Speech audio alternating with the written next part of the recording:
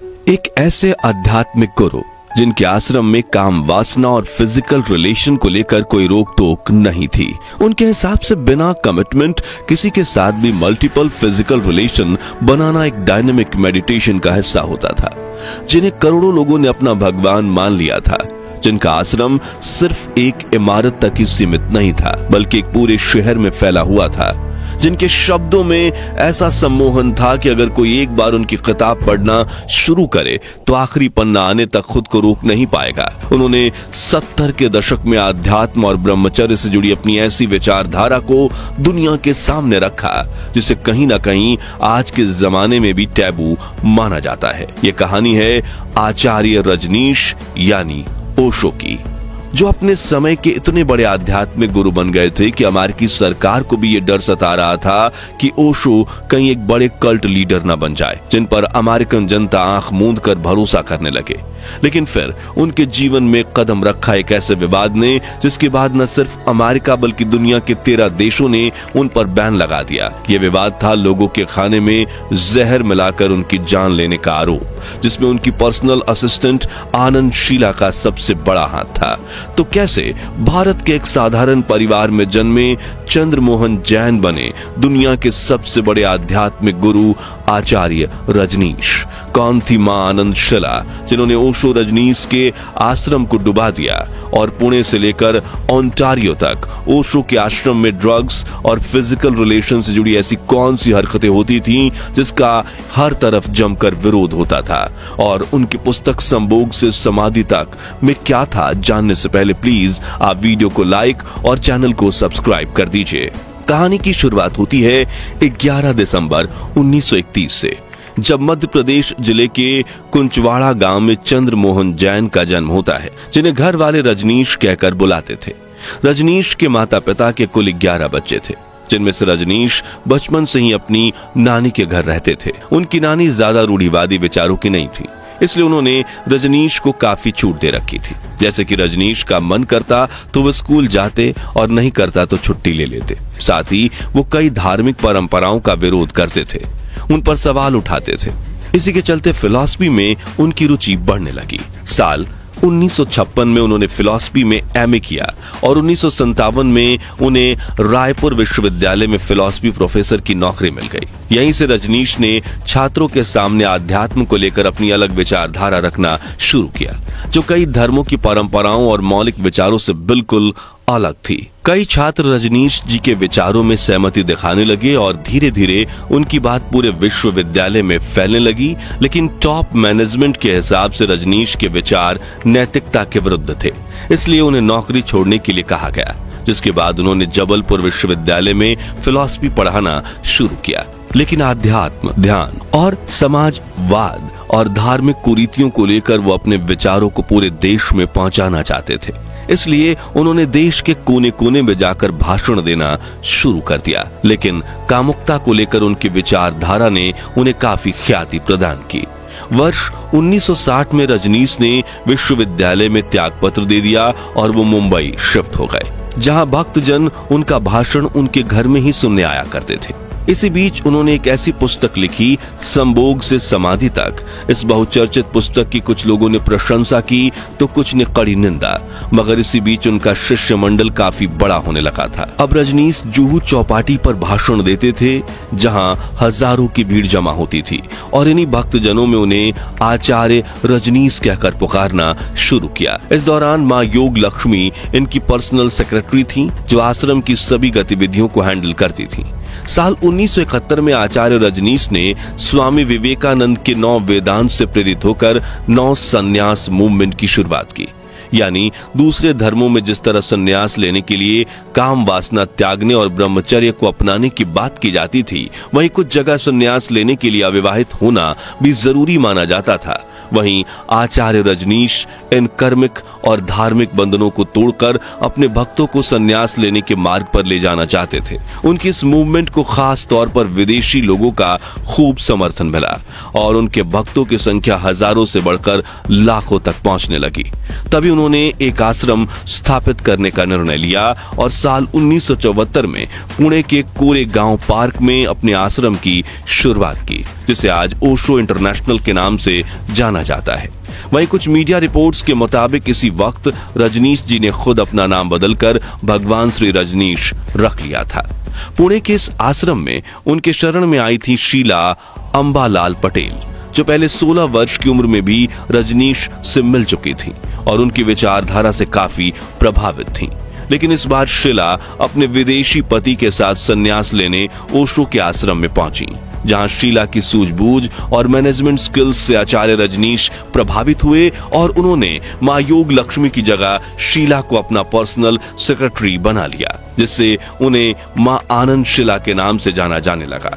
पुणे के इस आश्रम में अपर मिडिल क्लास और रिच क्लास के लोग आया करते थे, जिनमें डॉक्टर, पॉलिटिशियन, लॉयर और बॉलीवुड सेलिब्रिटीज भी शामिल थे।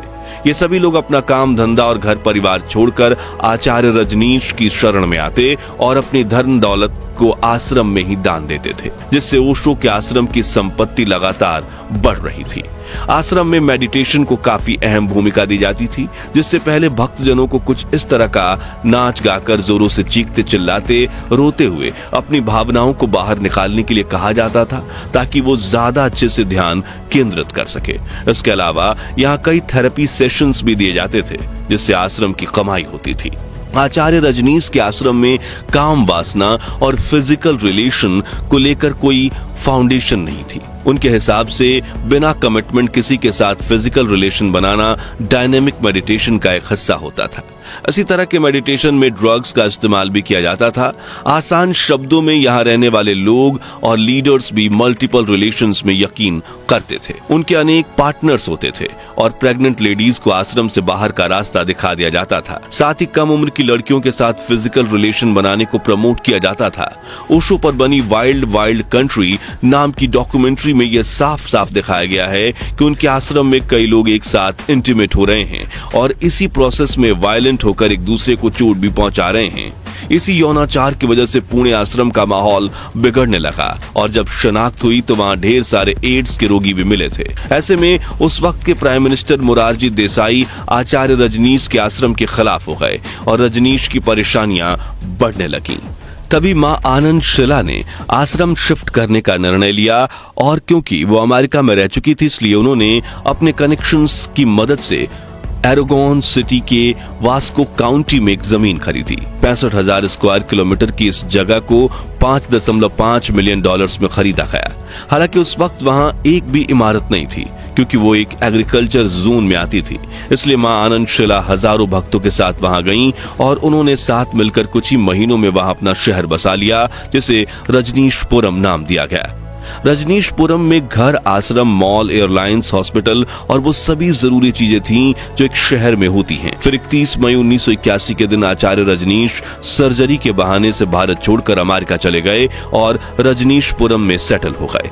उनके पीछे पुणे आश्रम के सभी भक्तजन धीरे धीरे करके रजनीशपुरम पहुंचे। इन्हीं भक्तों की सूची में एक नाम बॉलीवुड सुपरस्टार विनोद खन्ना का भी था।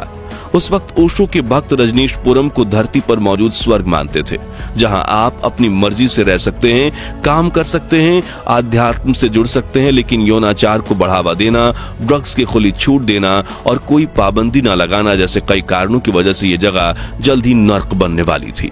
रजनीशपुरम में सेटल होते ही ओशो ने 3 साल के लिए मौन व्रत धारण कर लिया और आश्रम को चलाने की पावर आनंद शीला के हाथों आ गई। आश्रम में भक्तों की संख्या बढ़ने लगी, जिनकी हरकतों से वहां के लोकल लोग परेशान होने लगे और आए दिन टकराव होने लगा, जो देखकर मां आनंद शीला समझ चुकी थी कि रजनीशपुरम को बचाए रखना है तो उन्हें सत्ता में आना होगा। इसलिए उन्होंने वास्को काउंटी में चुनाव में अपना कैंडिडेट खड़ा कर दिया, लेकिन उसे जिताने के लिए बड़ी वोट बैंक की जरूरत थी। इसलिए उन्होंने दुनिया के सामने चैरिटेबल पर्पस दिखाते हुए अमेरिका के हजारों होमलेस यानी भिखारी लोगों को बसों में भरकर रजनीशपुरम लाना शुरू कर दिया ताकि उन्हें वोटर्स के तौर पर रजिस्टर किया जा सके और इलेक्शन में अच्छी मार्जिन से जीत मिल जाए। लेकिन यहाँ पर एक मुसीबत आई। उन होमलेस लोगों में से काफी लोग मेंटली अनस्टेबल थे जो यहाँ उत्पात मचाने लगे, इसलिए उन्हें हेलोपेरिडोल नाम का एक ड्रग्स दिया गया, लेकिन कोई समाधान नहीं निकला। तभी मां आनंद शिला ने सोचा कि हम अपने वोट्स नहीं बढ़ा सकते तो आसपास के इलाकों के वोट्स जरूर घटा सकते हैं। इसलिए उन्होंने अमेरिका के सबसे बड़े बायो टेरर अटैक की प्लानिंग की। कहा जाता है कि आनंद शिला ने 10 रेस्टोरेंट्स में सोलमेनला एंटेरिका नाम का एक ड्रग बंटवाया, जिस वजह से 750 लोग को फूड पॉइजनिंग की प्रॉब्लम हुई। हालांकि इस कांड में किसी की जान नहीं गई। ये देख अमेरिकन गवर्नमेंट ने इन्वेस्टिगेशन करवाई और करीब 1 साल बाद पता चला कि ये तो सिर्फ एक ट्रेलर था। असल में रजनीश के भक्त वाटर सप्लाई की पाइपलाइन में टाइफाइड के बैक्टीरिया भी मिलाने का प्लान बना रहे थे।